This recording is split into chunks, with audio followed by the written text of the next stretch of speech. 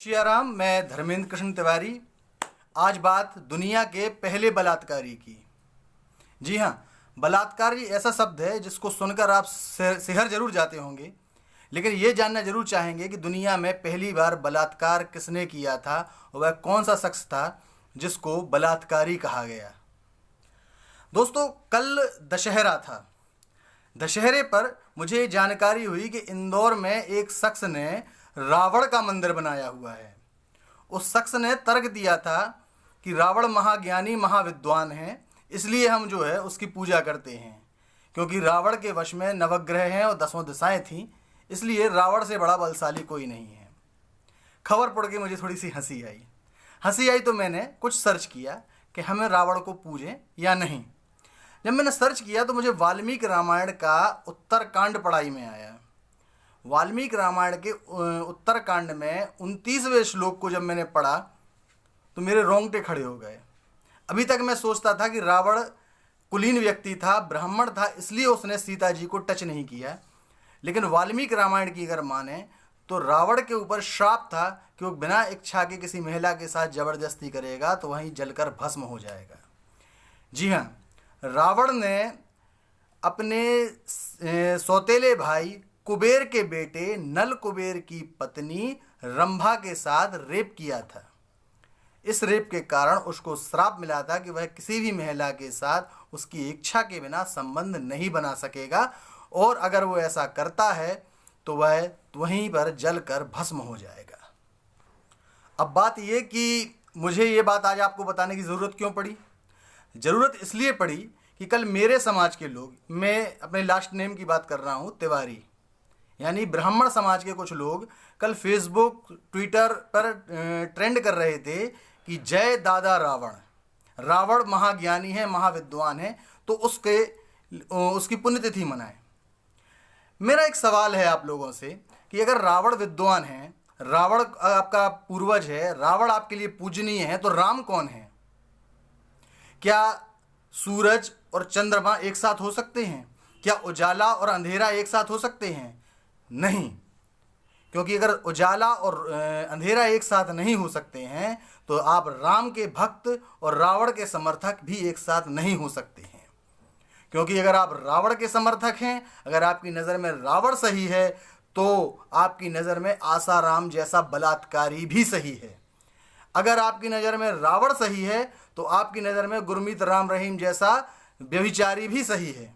क्योंकि अगर आपके नज़र में रावण सही है तो आपकी नज़र में निर्भया का कांड करने वाले दिल्ली के वो दरिंदे भी सही हैं।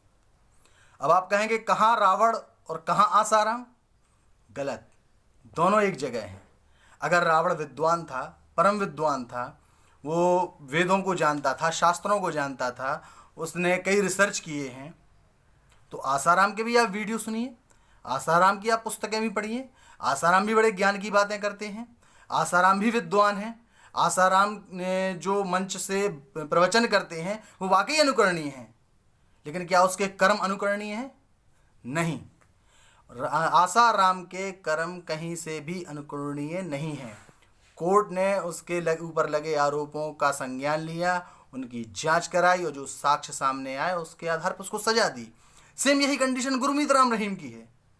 लेकिन आप क्या देख रहे हैं? आप रावण देख रहे हैं। तो ध्यान रखिए, आप अगर रावण देख रहे हैं तो आप अपने अंदर का व्यभिचारी देख रहे हैं। आप अपने अंदर के व्यभिचारी को पुष्ट करने की कोशिश कर रहे हैं। रावण संहिता नाम का एक ग्रंथ है, शायद आपने ना पढ़ा हो, मैंने पढ़ा है, आप भी कभी पढ़ने की कोशिश करना। रावण संहिता में रावण ने जो रिसर्च किया है वो बदबूहीन सुरा बनाने का काम उसने किया है।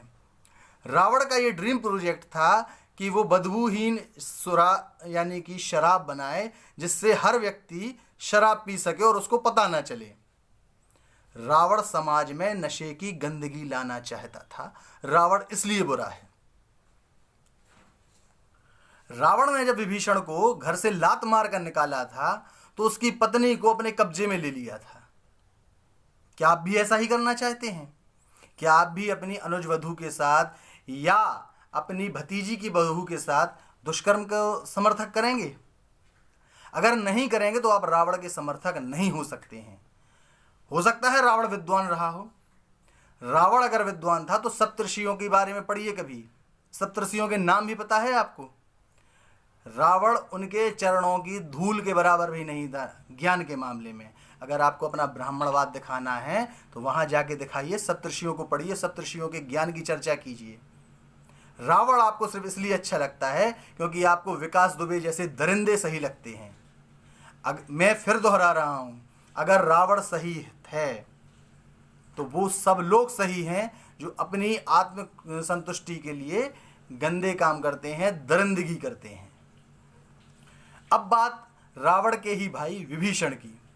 कुछ लोग कहते हैं कि विभीषण जो है राम भक्त थे, इसलिए उनकी पूजा की जानी चाहिए। लेकिन आपको पता है कि हमारे पूर्वजों ने राम भक्त विभीषण की पूजा क्यों नहीं की? क्योंकि विभीषण दुनिया का पहला देशद्रोही था और देशद्रोहियों को किसी भी देश में सम्मान नहीं मिलता है, किसी भी परंपरा में सम्मान नहीं मिलता है।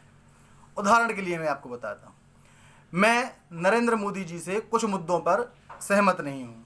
महंगाई का मुद्दा हो, विनिवेश का मुद्दा हो, निजीकरण का मुद्दा हो, मैं इन सब ऐसे कुछ और मुद्दे हैं जिसकी वजह से मैं नरेंद्र मोदी जी के समर्थन में नहीं हूँ।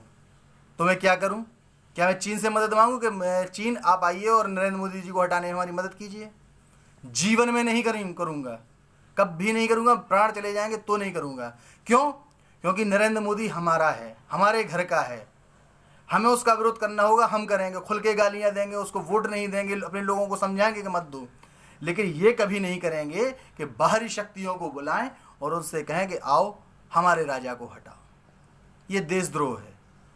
क्योंकि अगर ऐसा करना सही है तो कश्मीर के वो नौजवान जो लोग पाकिस्तान को अपना रहनुमा मानते हैं, पाकिस्तान को अपना खुदा मानते हैं और ये सोचते हैं कि पाकिस्तान के लोग उन्हें यहाँ पर आएंगे और पाकिस्तान की दम पर हम कश्मीर को आज़ाद करा लेंगे, तो फिर वो भी सही हैं, वो भी समाज के विभीषण हैं।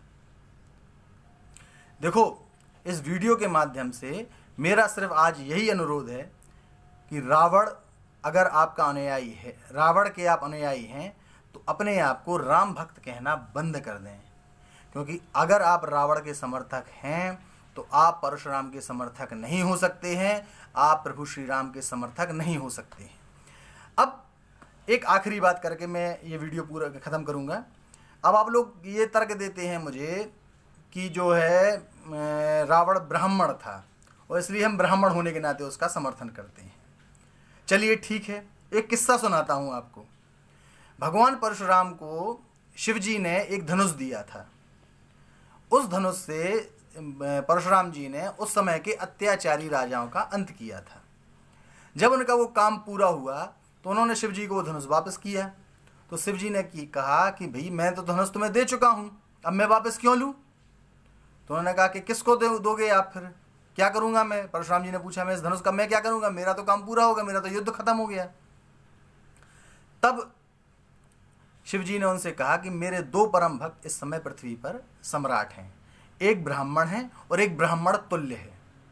ब्राह्मण रावण था और ब्राह्मण तुल्य राजा जनक थे। शिव जी का धनुष लेकर परशुराम जी रावण के दरबार पहुंचे। सबसे पहले उन्होंने कहा पहले ब्राह्मण को प्रेफरेंस दूंगा मैं। रावण का अहंकार देखकर परशुराम जी ने वहां पर उससे कहा कि ये धनुष मैं तुम्हें देने आया था, लेकिन मैं तुम्हें नहीं दूंगा क्योंकि तुम एक अहंकारी हो और ब्राह्मण में अहंकार होना पाप है। जो व्यक्ति अहंकारी है वो ब्राह्मण हो ही नहीं सकता। फिर वो जनक के पास गए। जनक ने कहा आओ भगत, और स्वागत सत्कार देखकर वो बड़े प्रसन्न हुए और जनक की सादगी से प्रेमातुर होकर उन्होंने शिव जी का धनुष जनक को दे दिया था। यह वही धनुष था जिस धनुष को भंग करके भगवान श्री राम ने सीता जी के साथ विवाह किया था। अब आप ये सोचिए कि जो परशुराम आपके आदर्श हैं, जो परशुराम ब्राह्मणों के ब्रांड एम्बेसडर माने जाते हैं, जो परशुराम जिनकी हम कसमें खाते हैं कि ये हमारे भगवान हैं, जब उन्होंने रावण को ब्राह्मण स्वीकार नहीं किया तो आप क्यों उसके पीछे अपनी जान दे रहे हो, अपना खून जला रहे हो? ये बात तय मानिए कि रावण वही विचारधारा है जो विचारधारा आतंकवादियों की है, जो विचारधारा नक्सलियों की है और जो विचारधारा इस देश के दुराचारियों की है। आप सभी से अनुरोध है कि राम के समाजवाद को अपनाएं, राम के सिद्धांतों को अपनाएं, राम के दर्शन को अपनाएं, रावण से बचें, अपने अंदर के अहंकार को ख़त्म करें, अपने अंदर के दुराचारी को ख़त्म करें। क्योंकि आप अगर रावण के समर्थक हैं तो आप इस देश की सभ्यता के समर्थक नहीं हो सकते हैं। जय सिया राम।